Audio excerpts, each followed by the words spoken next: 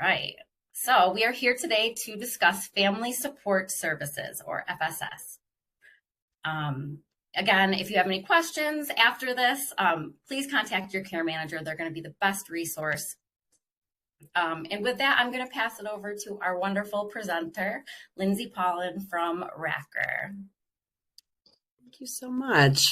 I'm going to share my screen here, and if you could just confirm that you can see my little PowerPoint there. Yes. Beautiful. Wonderful. Okay, perfect.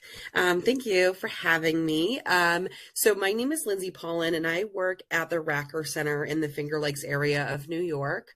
And I am actually the Director of Home Services here at Racker, which means that one of the main parts of my job is that I get the pleasure of overseeing family support services here.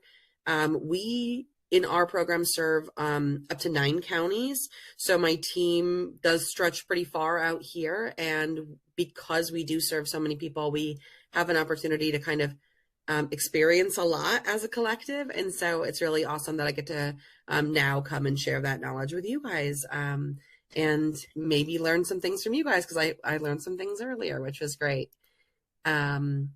So for those of you who are not familiar, right off the bat, Family Support Services is a program through New York State's Office for People with Developmental Disabilities, aka OPWDD. Because it is paid for through a grant, it is not contingent on other Medicaid services or waiver services. Basically what it is OPWDD giving the agencies who do family support services a pot of money, and it's our responsibility to be good stewards of that money. A lot of the agencies who use FSS do opt to use the Family Reimbursement Fund, which is what I'll spend the majority of today talking about. There might be an echo because I think there might be someone that's not muted. I'm not sure. I see in the chat box there's an echo. If everyone could mute, that'd be super helpful. Where was I? So sorry. So a lot of us choose to use FSS funds to do family reimbursement, but I'll talk briefly at the end about other types of programs through FSS as well. But most importantly, it's a free program for parents and caregivers who have a loved one at home with a disability, regardless of that loved one's age and regardless of their OPWDD diagnosis. As long as they're OPWDD eligible and they live at home, they qualify for family support services. Because it is family support, it's not available for those who are living independent or are living in a certified setting or a group home or something like that. Right off the bat, since we did get quite a bit of questions earlier in the day in a previous session, I do want to reiterate that this program is also open to those in self-direction. We'll talk a little bit about that later, but I know that a lot of people, that's their first question is, can self-direction access it? The answer is yes. In certain situations, they can. We'll talk more about that. So again, my name is Lindsay Paulin. I've been with the Racker Center. This year will be my 11-year mark, and I am currently the Director of Home Services. I also do service access coordination here at Racker, and I am the housing navigator for the ISH project in Ithaca, New York, called Founders Way. So I have my hand in a lot of cookie jars. I joke it's that they can never get rid of me. But in reality, I just get involved in so many great projects, and I'm very lucky that they'll have me and carve out my little place here. So for the most part today, we'll talk about family reimbursement funds. These are the rules here at Racker, but many of them, if not pretty much all of them, are the rules across New York State. These are things about who can use it, what is it, how do families get access to it, and then overall how are requests reviewed. It's a little bit different between agencies, but for the most part, we all have general guidance that we have to follow. So we'll go over that. So even if you're not in the Finger Lakes area, you never intend to use Racker services, all the information shared today are going to be applicable for almost every provider in New York State. I'll let you know the certain things that are a little bit different here, but for the most part, we all follow the same general rules. I do also apologize. I'm battling a little bit of an illness, so if you hear my voice, I'll take a break for a Gatorade sip. And I'm also working from home, and my dog is going to make noises most likely. So Family Reimbursement Fund is a grant that allows families to access up to $3,000 a year in qualifying reimbursements. It is available at FSS agencies across the state, not just here at Racker. So like I said, if you never intend to use Racker services, you're not in our area, no worries. You can access this anywhere as it's not exclusively a Racker program. The $3,000 per person is able to be split between different types of FSS reimbursement programs. We'll talk about those in a little bit here, but it's also worth mentioning that that $3,000 is only a reimbursement cap. It has no impact on your behavior support programs, your lending library if you are in the Ithaca area, your camp programs that are paid for through FSS grants. It is only a cap on the $3,000 in direct reimbursement, the money that a family can get put back into their pocket. And there is even sometimes a little bit of wiggle room with that $3,000 cap, and that sometimes emergency requests allow families to access over the $3,000 a year, which we'll talk about. In order to qualify, someone must simply live at home with a parent or caregiver. It does not have to be family member if they are under the care of a family friend, or they were adopted or something like that. That is totally fine. And they must have OPWDD eligibility. It used to be, up until about a month and a half ago, anyone who received services through CDPAP was not eligible for family reimbursement in any capacity. That has now changed. Now those who are being paid through CDPAP can use the funds for goods and services, but not for respite. We're hoping someday they'll wiggle on that. We're very happy they've wiggled on the goods and services. We're making progress. But up until about a month and a half ago, it was a hard no for CDPAP families. So if you've been turned away in the past, please know now that that avenue is opening for us again, which is wonderful. There is no age restrictions to who can use family reimbursement funds, as long as you're living with a caregiver. So the youngest we serve currently is 2 years old. The oldest we serve is in their late 60s. So you don't have to be in the care of your parent. It could be a family member, a friend, whoever is your caregiver, and there is no age restriction to that. It's also worth mentioning, because we did get questions earlier, there's also no income restriction. It used to be certain providers would do sliding scales, or things would be income contingent, or, we would only reimburse partial payments. That's not the case anymore. If there is providers who are choosing to do partial reimbursements or something like that, that is the provider's rule. That is not a state rule. And it might be that it's an effort to kind of extend how many people they can help. I know sometimes in this city that might be a little bit more common because you have just more people than there is dollars sometimes. But for the most part, income is not going to come into play there. So here at Racker, like I said, we're located in what we call the Finger Lakes area, but we're technically, according to OPWDD, we're in Region 2. For our funding program, we currently serve 7 counties, and that includes Broome, Cortland, Shenango, Delaware, Otsego, Tioga, and Tompkins. Some of our other programs are a bit bigger, but for funding, we are very happy in our 7-county footprint. We're talking about a couple hundred applications a year, and it does get to be quite a bit, especially when you hear the review process and what we ask our committee of volunteers to review. We're currently very, very healthy at 7 counties. Some providers serve 1 county. Some providers serve, quite a footprint. If you're unsure who can serve you in your area, the easiest thing I could tell you is ask your care manager. They'll be able to find it. And if they don't have it, they can reach out to the local OPWDD office, which we call the DDRO, and ask them who in that county can serve them for funding. So we generally here, for the sake of not getting super confused, we break our reimbursement down into 2 categories. We call one pot the respite pot, which is just simply a break in caregiving. And the other one we call goods and services. This is partially because we used to have those as 2 separate contracts. So it was easy to remember them as 2 separate things. We've since merged, but it's easy to kind of put them into those 2 main categories for our current tracking. So for the sake of today, I broke it down into those same 2 categories. First one is respite. That's when the family is choosing to use some or all of that $3,000 to offset the cost of caregiving. It is typically meant for those that are not eligible for a waiver respite option or are interested in a. This did it to me earlier. Was it on the same slide? Yeah. I don't understand. Hang on, it's got to That's boot up so for me. strange. For some reason, there's some glitch on that slide only. Yeah, Let it's me, like or just maybe it like was a a little different slide. break. We'll get you back there. I'm so Stay sorry. tuned. Stay tuned. There's so much more to come. That's so funny. It did it earlier, and then it randomly muted me earlier. So we'll see if that That happens was again. weird. It's haunted today for There some we go. reason. Okay, perfect. I'll get us back to that slide there. Hopefully that's our one and done, knock on wood. Okay, getting to the respite slide. I do think it was the exact same slide last time. That's creepy.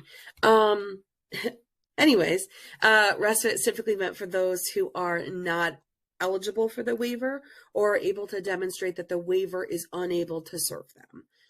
I have a little cheat sheet on the next slide there. And there are exceptions to that rule, which we'll talk about. But generally, families who have expressed interest in the waiver or have the waiver should always try to use waiver services before grant services. They have a better longevity. They're a more long-term plan.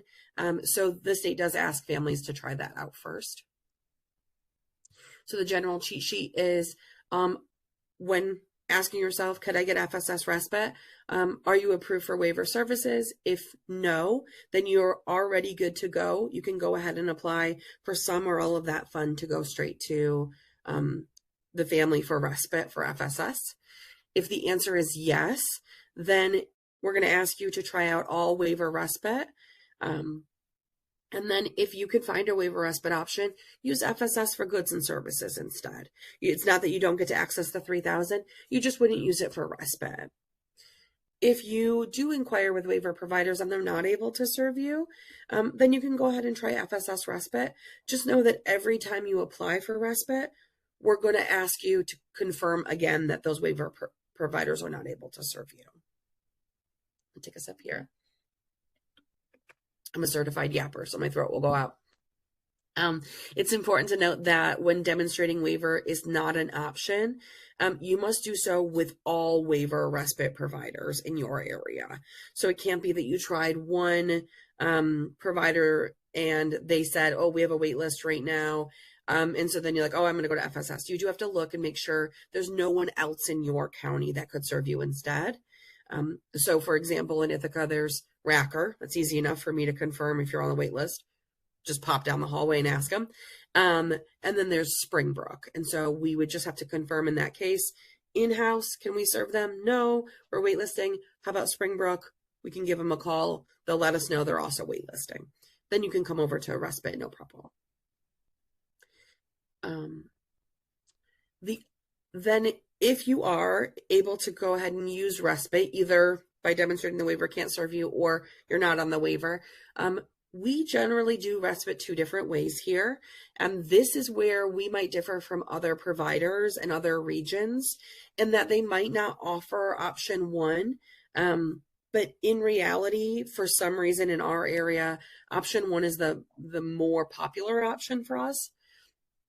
And that is that families apply beforehand to get pre-approved for that money to be used towards respite. Again, you don't have to use all $3,000 in any one category.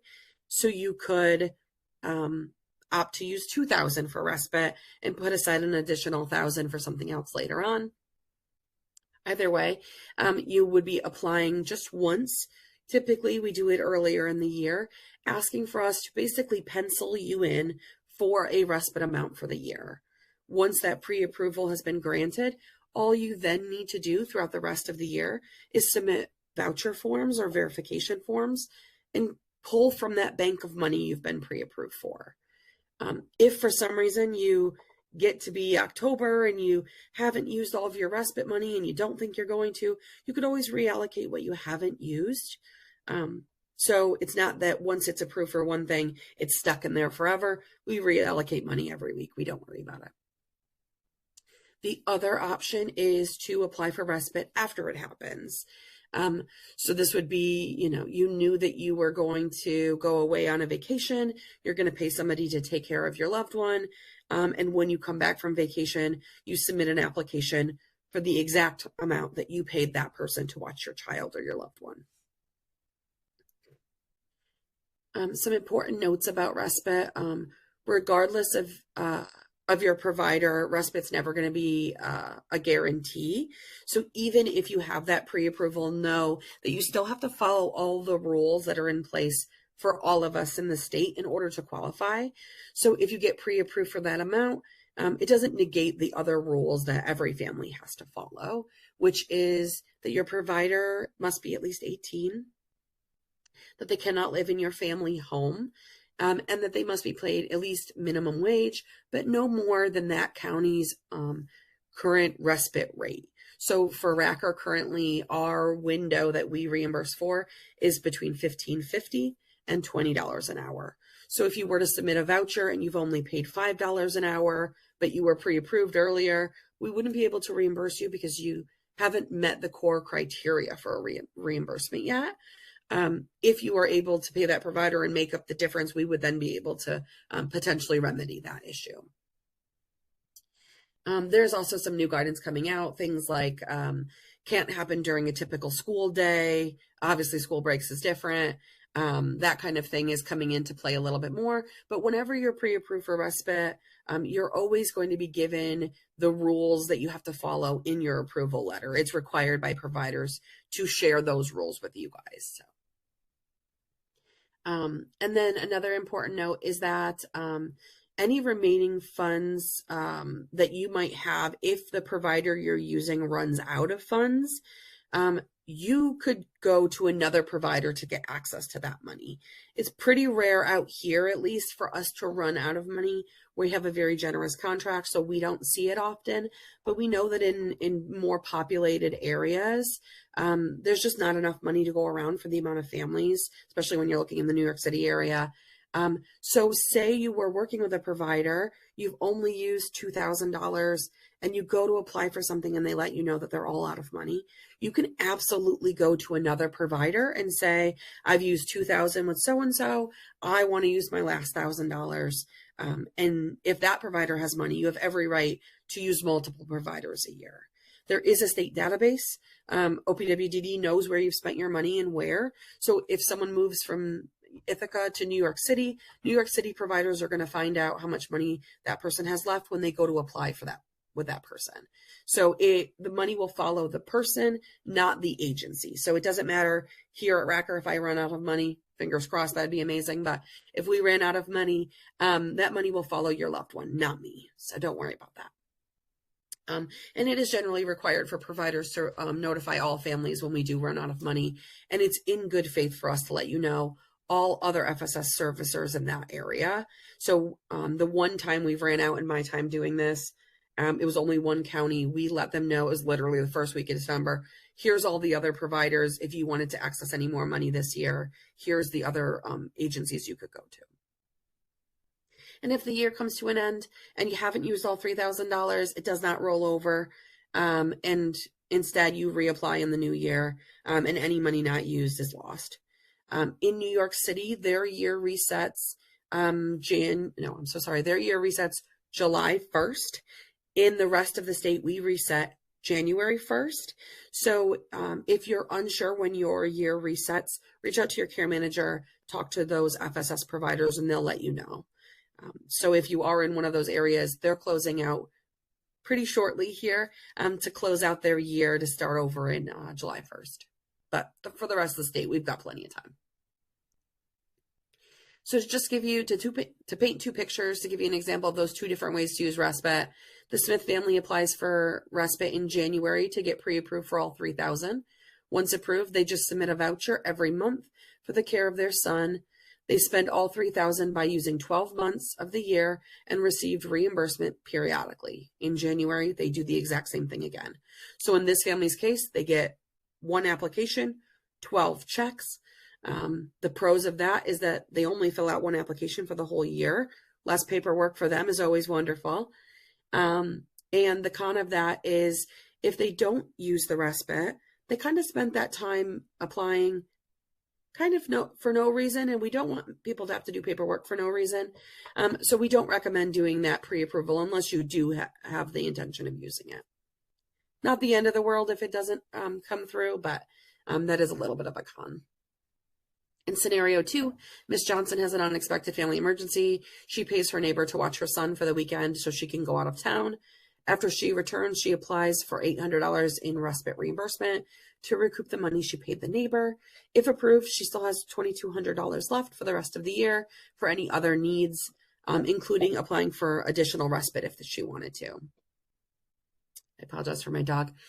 If approved, sorry, I already said that. So the pro of that would be you only complete one application and you only do it if you actually need it.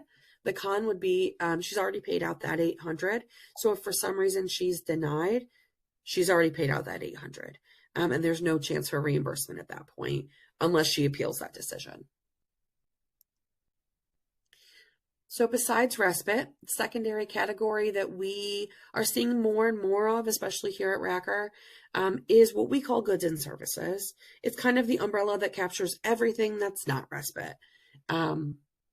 It's here to help pay for the cost of different goods and services that relate directly to your loved one's OPWDD diagnosis.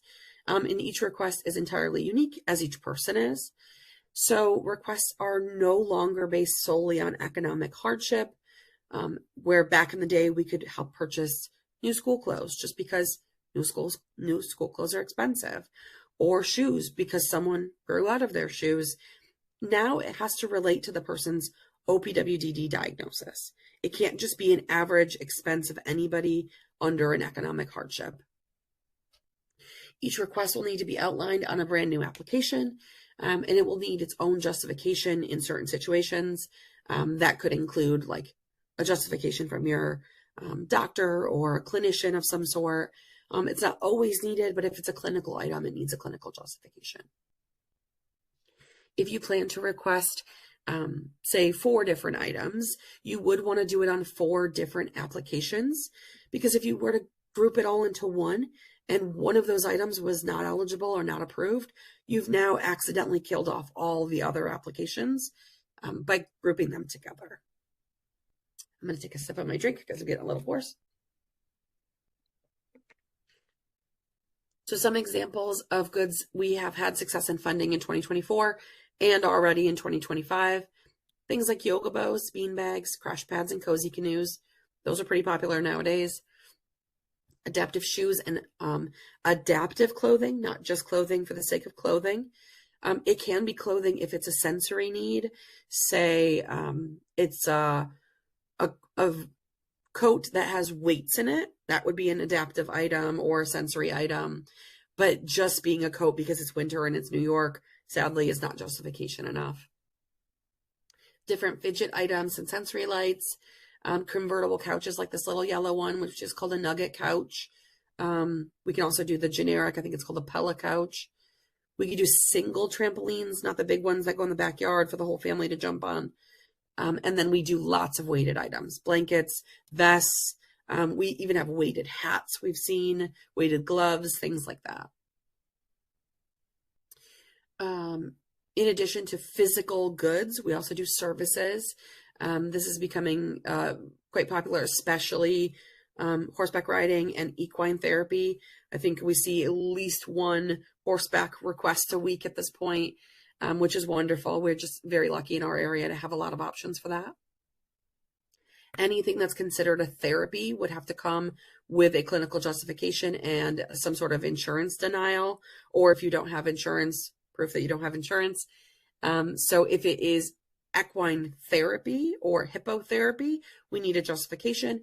If it's adaptive horseback riding, we don't.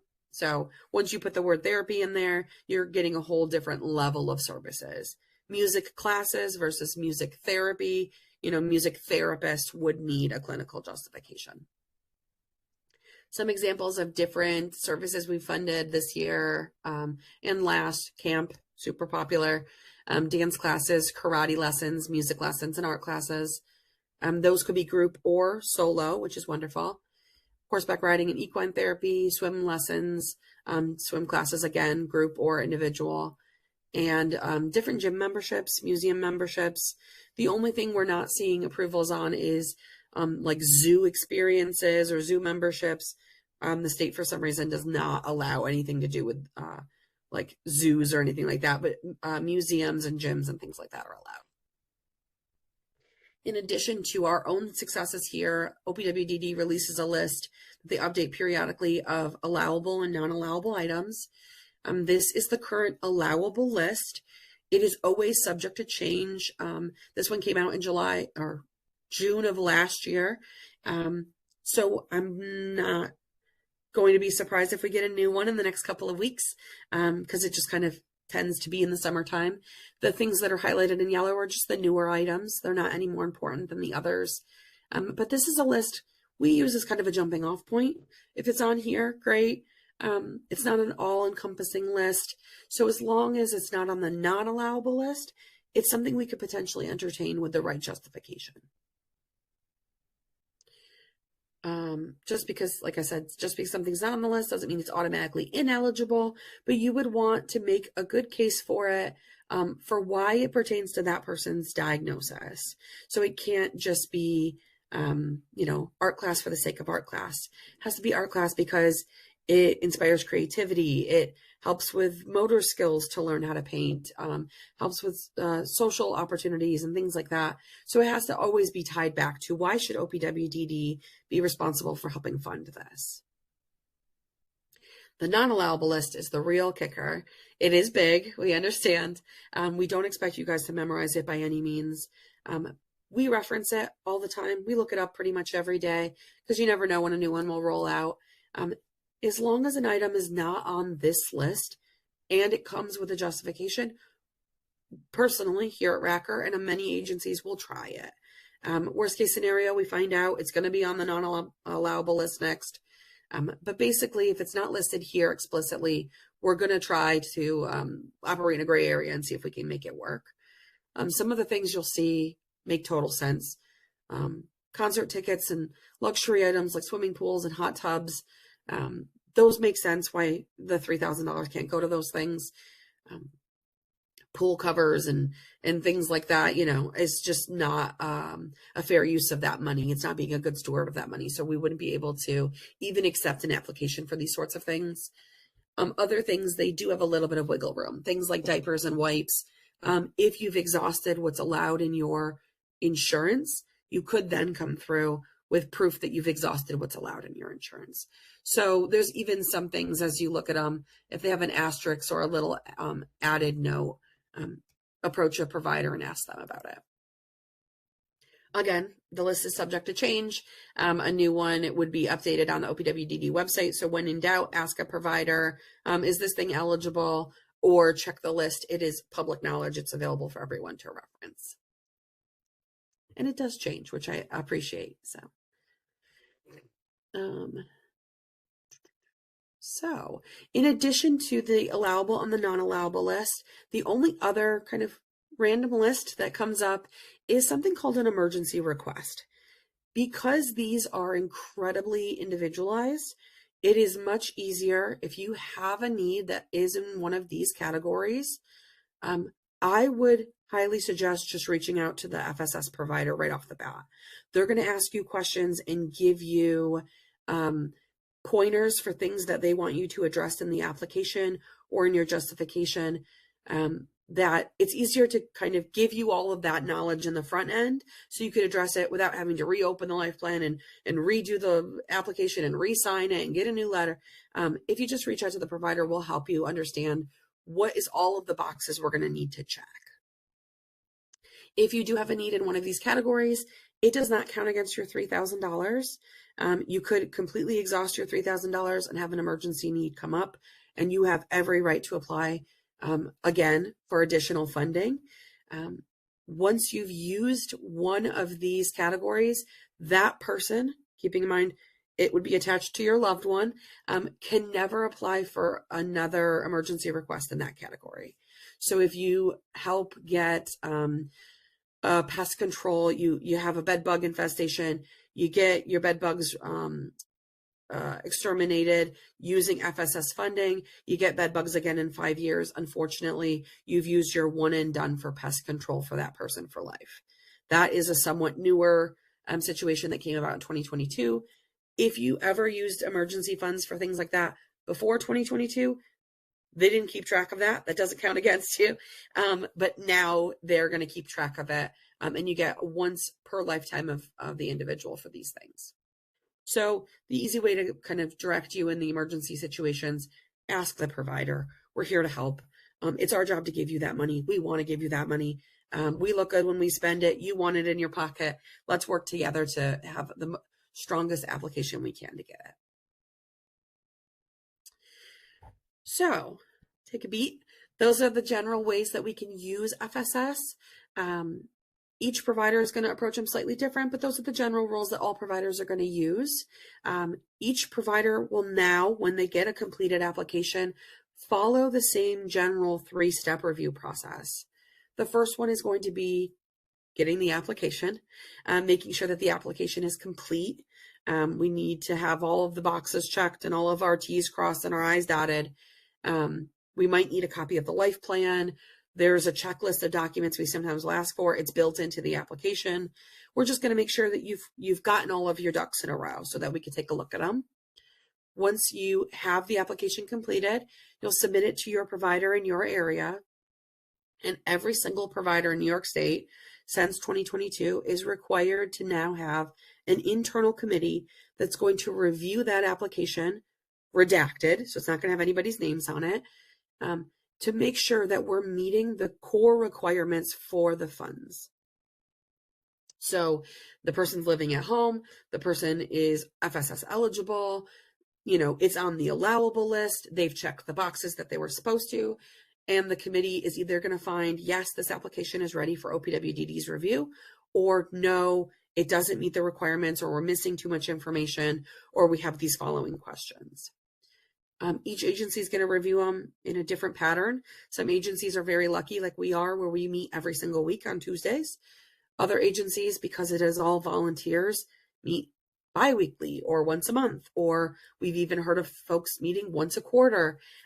So every agency is going to have a slightly different timeline for review. If the request is denied by the committee, the family is going to be notified. They have every right to appeal that or introduce more information to see if we can maybe get it past the committee next time. We'll talk a little bit more about the appeals process on the next slides. But those that are approved go straight to OPWDD for review.